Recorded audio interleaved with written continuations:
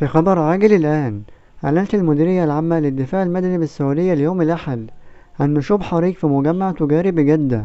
ووثق مقطع فيديو متداول تصاعد الأدخنة جراء الحريق الذي نشب في سوق جدة الدولي بحي الروضة شمال المحافظة، وسط تواجد فريق الدفاع المدني للسيطرة عليه وإخماده.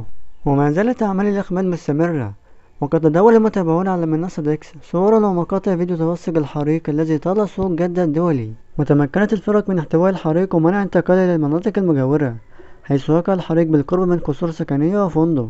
وقد بدأت فرق الإطفاء والإنقاذ عملها منذ وقت مبكر، ولم يتضح حتى الآن أسباب الحريق والخسائر التي نتجت عنه.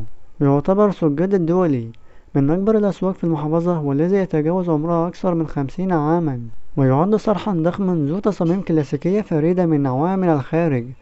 أما من الداخل فقد حظى بديكورات فخمة وسط شلالات ونوافير مائية رائعة الجمال أشبه ببحيرات صغيرة.